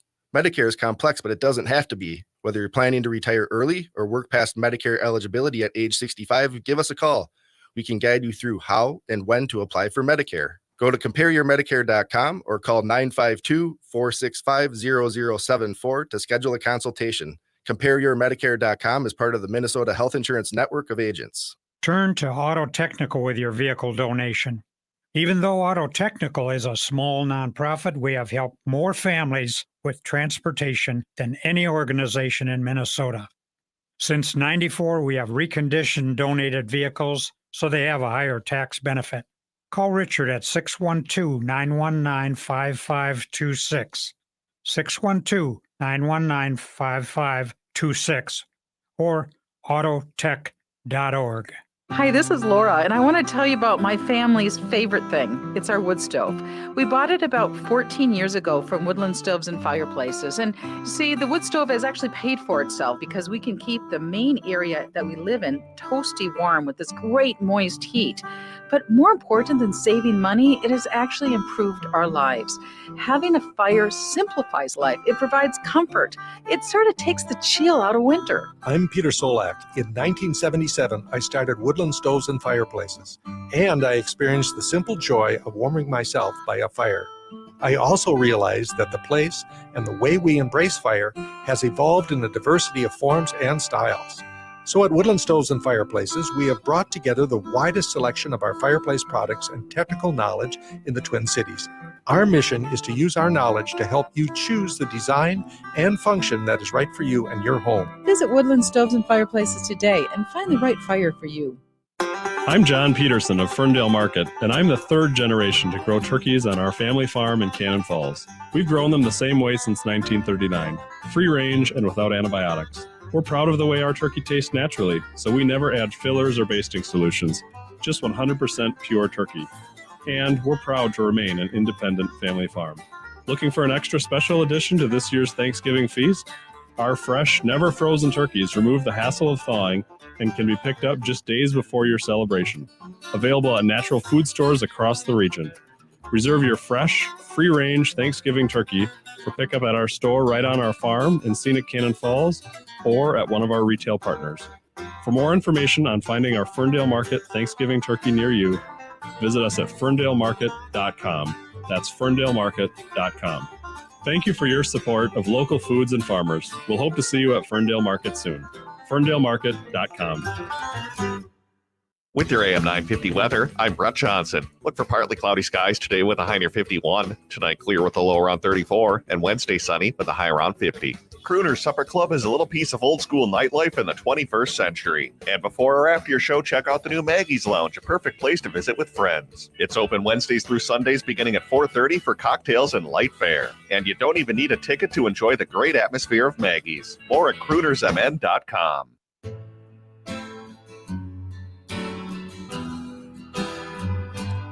AM 950, the progressive voice of Minnesota. It's the Matt McNeil Show.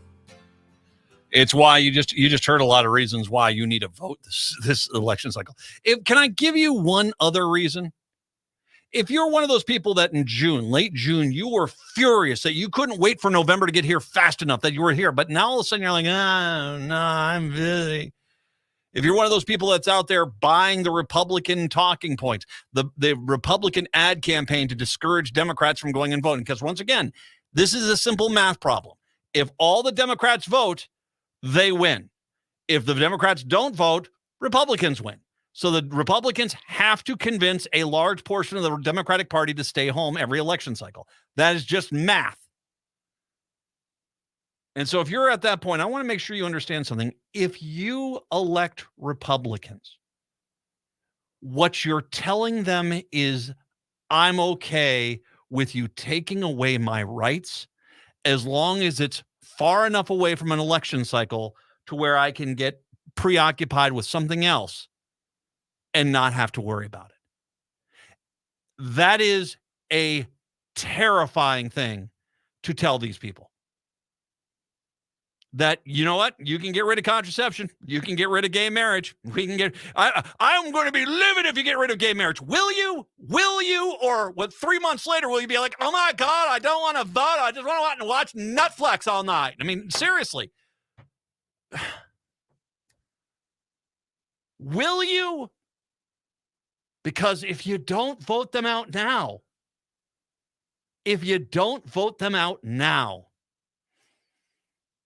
well, they're going to do it en masse, because the fear that they'll have is this. Okay, fine. What we'll do is we'll just, in the first year, next year, 2023, we'll get rid of gay marriage, maybe get rid of interracial marriage. We'll bring back sodomy laws where we can kick open the door of anyone's house and arrest them if they're having a certain kind of sex with their certain kind of person we don't agree with.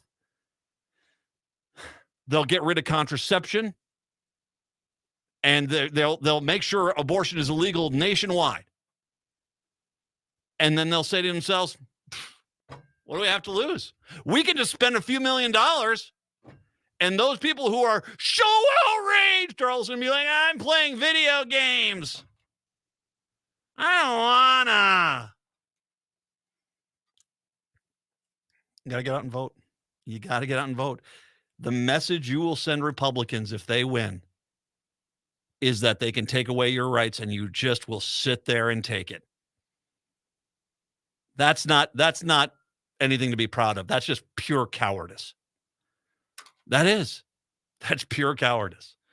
952-946-6205. Patrick, we've had numerous people call us up and remind us, of course, today is the 20th anniversary of the passing of Paul Wellstone, who plane crashed up in northern Minnesota. My son was just to turn 1. We were heading over to the Minnesota History Center to go spend a day over there, do some fun things there. I heard that the plane had crashed, and by the time I got to the parking lot of the History Center, I heard that he'd been declared dead. And I remember looking down on St. Paul from up on top of the hill there. And just, I had tears. I remember I remember talking to, I'm not just going to keep this quiet as I talked to a certain producer over at a certain radio station about, their thoughts, because they had made some pretty derogatory comments about Wellstone. And he had said, well, if I said I wanted to win the lottery, is that such a bad deal? I mean, is that thing? I said, did you just compare winning the lottery to Paul Wellstone dying? And they hung up on me. Yeah. Yeah. It was tragic. And of course, my family lived very close to where that plane crash happened, over by Esquagama, up in Bawabic, Gilbert area. If you're going up 53, it's right there. Very tragic, very sad. Very sad. A great leader. And he was going to win another term in office. 952-946-6205. 952-946-6205 is the phone number. Let's turn towards this election cycle. I was not here in town for this debate that happened on Sunday. Was it Sunday night at KSTP? Yeah, I believe it was all Sunday night. Oh, I don't blame Walls for not showing up out there. KSTP showed who they were by basically giving, Jensen a free infomercial for an hour. They could have easily put their network programming back on. Instead, they basically, we got to give Jensen an hour. And by the way, Walls didn't need to be there. Jensen basically kept, with this 10% cut on the top across the board. He basically shot himself in the own foot. I mean, Walls didn't have to be there for him to implode.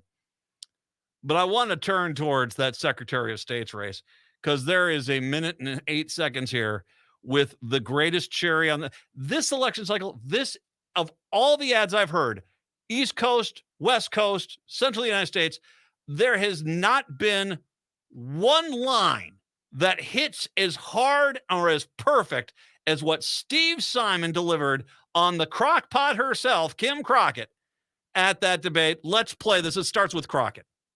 And then I call it the Ole and Lena rule, where we allow a registered voter to vouch for another person in the polling place on election day. These are the things that undermine the confidence of voters. We have common sense. Okay. Thank you, Ms. Crockett. Yeah. Yeah, well, I would say none of what my opponent just said would matter if you believe, as she does, that people who count the votes at the township, city, and county level find the votes they need. That's what she said in a recent radio interview. They find the votes they need to get their candidate across the finish line. She believes that the people who administer elections at the local level are partners. We don't count votes in our office ever. We never lay a glove on a vote. The ballots are counted at the local level. She believes they are thoroughly dishonest and corrupt. These are your friends and your neighbors, and she believes they try to find the ballots they need to get their voters across the finish line, or their candidates across the finish line. I don't know what to do with that. I don't know what to do with a person who thinks that way, who seeks to oversee the election system, has such contempt for the system itself and the people who run it. Minnesota, don't hire an arsonist to be your fire chief. Damn!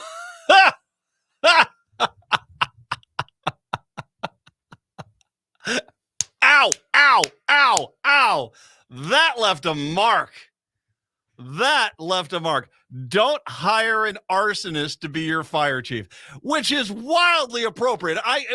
You see, the reason why what Steve Simon just did there, magnifique, chef's kiss.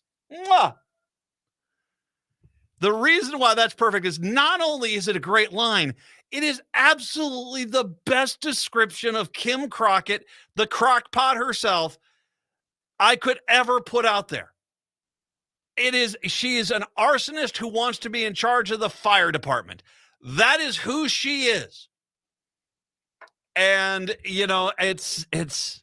I got to tell you right now, Steve Simon's response and his absolute, you could tell when you watch that, if you watch that clip, and I got to post it up on the social media pages. If you watch that clip, you can tell that Steve Simon's like, what the hell am I doing here with this clown? It's like, I'm here to run an election. I'm not here to basically, wander into conspiracy theory wilderness.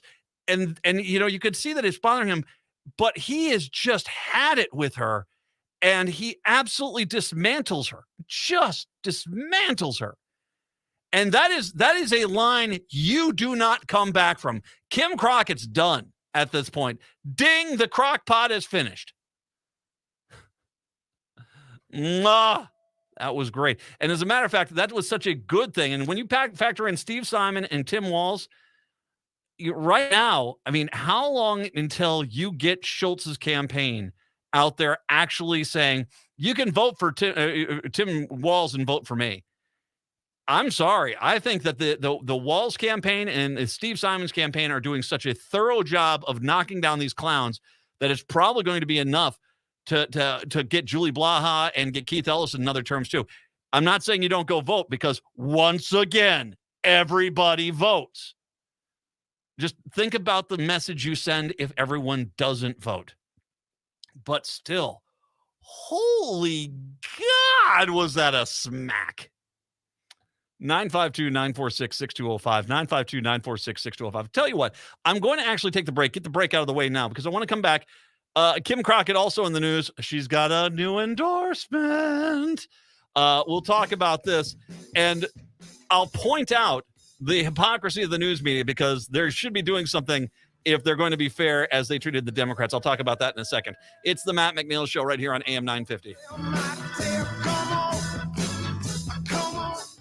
Hi, Matt McNeil for Rudy Luther Toyota. You know, I've purchased my vehicles with Rudy Luther because I love my Toyota Sienna, but it's the extra things that make me a loyal Rudy Luther customer. A great example, the Luther Advantage Card. With every new and used vehicle purchase, you'll get 3 years of 10 cents off per gallon of gas at holiday station stores and $6 off the Works car washes. Plus, there are other great benefits too. The Luther Advantage Card keeps you happy in your Rudy Luther vehicle. Find out more at Rudy Luther Toyota, 394 and 169 in Golden Valley. Hi, I'm Claire Ferreira, president and owner of Standard Heating and Air Conditioning.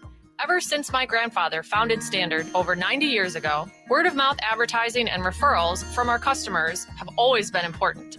That's why, after serving over 500,000 customers, we're proud to have a 4.9-star average rating out of 5 on our online reviews. Check them out for yourself and find out more at standardheating.com. That's standardheating.com.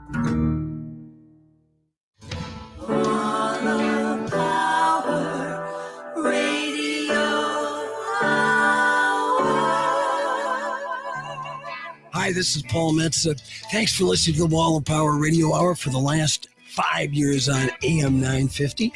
We air every Saturday night at 6 p.m.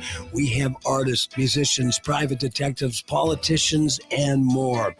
On AM 950, the progressive voice of Minnesota.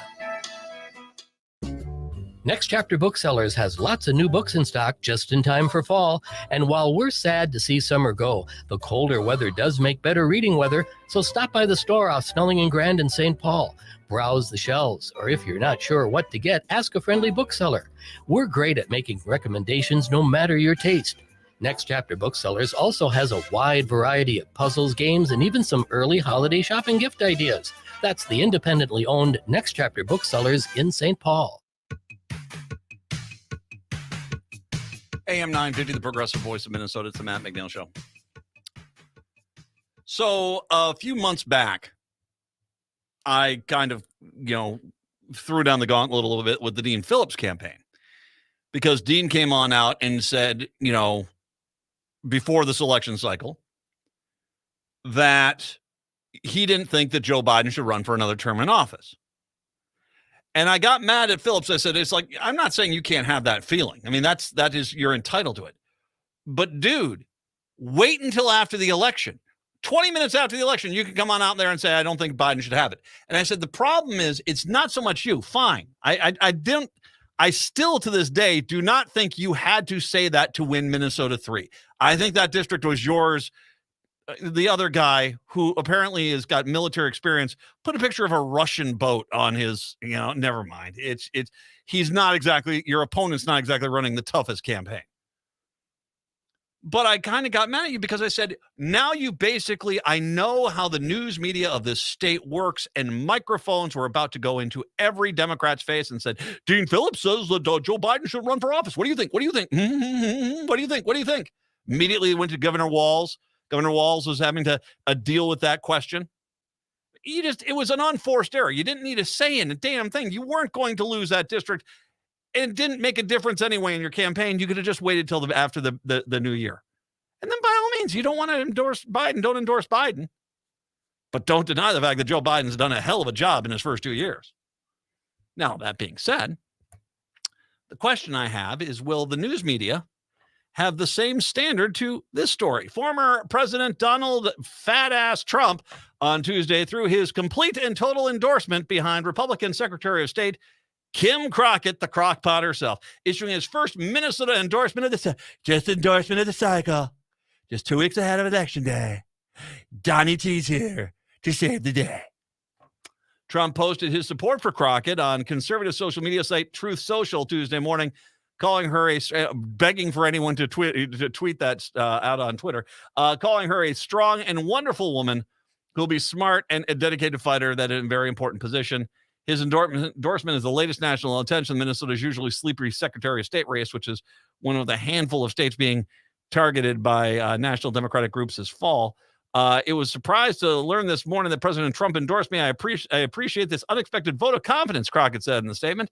Most important endorsement will be the Minnesota voters who choose. No, they're not going to choose you. Can we make a call in the Secretary of State's race? Arsonist. Dear Lord, Kim, stay down. Stay down, man. Don't let him hit you again. God, just stay down. Anywho, Crockett, a former Deep Haven City Council member who worked for years at the Center for the American Experience, is challenging two-term DFL Secretary of State Steve Simon on a platform of tightening voter restrictions, which she believes will boost confidence in the system. Yet, she's also undermined the system, describing the 2020 election as lawless and rigged after some voting protocols were changed to accommodate concerns about COVID-19 spread in polling places. In his endorsement, Trump falsely describes Minnesota as a state where election fraud is rampant. There's nothing to doubt about it. More importantly, to fix it. Kim will get the bottom of it, and so it helps. Simon has said there were only 17 convictions of voter fraud related to crime in Minnesota out of 3.3 million votes cast in 2020. 17. Responding to the endorsement, DFL party chair Ken Martin said Trump's dangerous lies of the 2020 election was stolen, led to the attack on the Capitol on January 6th. And by the way, he just recently said may have to do that again. Oh, really? Simon has led Crockett in fundraising polls in the race. Well, I guarantee you after that smackdown he gave him on Sunday night, it ain't going to get any closer. So, will the news media treat this the same exact way they treated when Dean Phillips said that Joe Biden shouldn't run for another term? And that is run to every other, in this case, Republican, and say, do you agree with Donald Trump that Kim Crockett is going to be a great Secretary of State? Because I can tell you right now, I would love to watch Schultz have to, I got to run. Hey, did you see the new Ant-Man and the Wasp Quantumania trailer? That is great. That's a runaway. My guess is most Republicans, especially Republicans who are running in, say, tight toss-up races, who had an uncomfortable moment when they had to answer that question about Biden, if they were the DFLers, well, maybe it's time for the Republicans to answer an unpleasant question. Do you agree with Donald Trump that Kim Crockett should be the Secretary of State? Do you agree with Donald Trump that Kim Crockett should be the Secretary of State? Yes or no? Now, granted, they might pull out the easy answer, which is, oh, you know what, I'm focusing on my race. I'm not too concerned about her race. I would encourage people to vote full ticket, blah, blah, blah, blah, blah, blah, blah, that there sort of thing. But at the same time, I would at least like to see the news media do the same thing to the other side that they do to the Democrats. They can't wait to do to the Democrats when there's a similar situation on their side. I'll just wait. I'm not going to hold my breath because I already know what's going to happen. They're not going to do it. And me pointing it out, and this is the funny part, me pointing it out is only going to dig their heels in deeper that they won't do it. But it's reality. If that was a Democratic candidate and there was an unpopular president like Trump who endorsed them, I guarantee you every Democrat would be asked about it. Every single one. News media is giving them a little bit of a gimme. Devil Radio up next, and Native Roots Radio in the 6th. We're back tomorrow. Until then, see you.